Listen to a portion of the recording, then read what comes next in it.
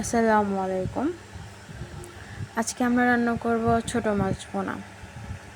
সেক্ষেত্রে আমরা রান্নাটা সম্পূর্ণ হাতে মেখে করব। এক্ষেত্রে আমরা দিয়ে দিচ্ছি পেঁয়াজ কুচি, টমেটো কুচি। এভাবে রান্না করলে স্বাদ আরও দ্বিগুণ বাড়ে, তাই আমরা এক এক করে সব দিয়ে দেব। তারপর দিচ্ছি কাঁচামরিচ,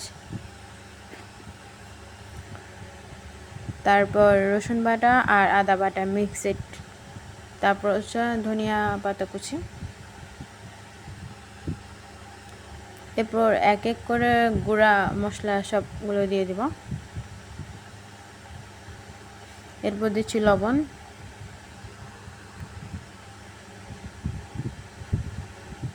এরপর দিচ্ছি হলুদ গুঁড়া দিব 2 চা চামচ। তারপর দিচ্ছি হচ্ছে গুঁড়া মরিচ 1 চামচ দিলেই হবে। তারপর দিচ্ছি জিরা গুঁড়া, আপনারা চাইলে নাও দিতে পারেন। তারপর মশলাগুলো ভালো করে হাত দিয়ে মেখে নিব। তারপর সামান্য পরিমাণে তেল দেব। তারপর ভালো করে মেখে চুলায় বসিয়ে দেব।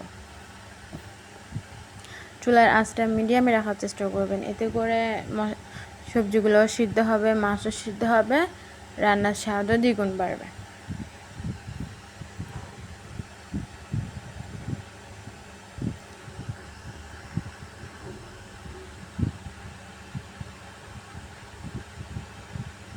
এই পর্যায়ে গিয়ে আমরা মাছগুলো দিয়ে দেব।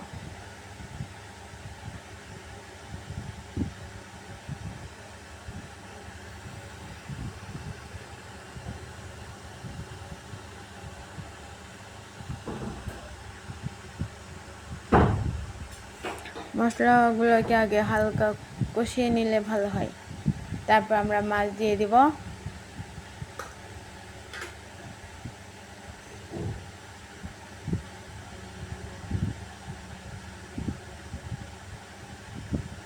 তারপর মাছগুলোকে ভালো করে নেড়ে চেড়ে মশলাগুলোর সাথে মিশাবো।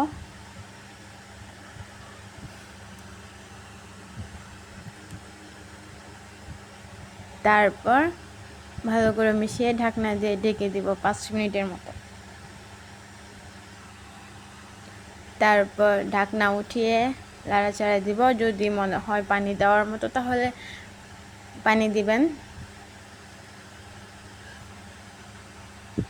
এক্ষেত্রে আমি 1 গ্লাস দিতেছি পানি। আপনাদের যদি মনে হয় যে আরও বেশি দিতে পারেন বা কমও দিতে পারেন।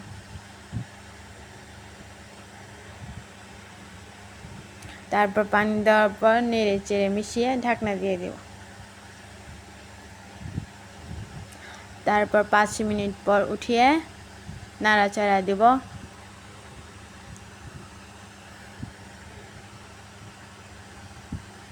ভালো করে নেড়ে চেড়ে আবার ঢাকনা দিয়ে দেব। যত সম্ভব কম নাড়াই ভালো, কারণ গুঁড়া মাছ বেশি নাড়লে ভেঙে যায়, সেক্ষেত্রে আর ভালোও লাগে না, সব কাটা কাটা হয়ে যায়।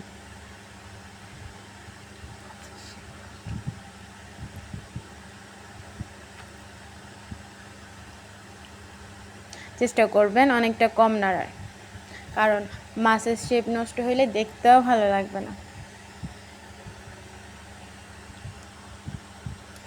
হালকা আস্তে নাড়াচাড়া করবেন, করার পর ঢাকনা দিয়ে দেবেন। কিছুক্ষণ পর পর উঠিয়ে দেখবেন। আর কড়াইটা নাড়বেন, খুন্তি ব্যবহার না করাই ভালো।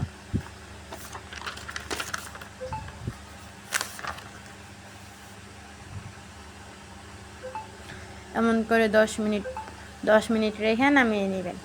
আর 5 মিনিট অন্তর অন্তর নাড়াচাড়া দিয়ে দেখবেন।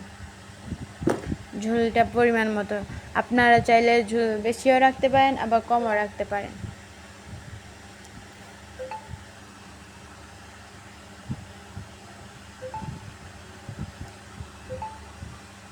অনেকে ঝোল বেশি খায়, আবার অনেকে কম খায়। আমি আমার প্রয়োজন মতো রেখে নামিয়ে নেব।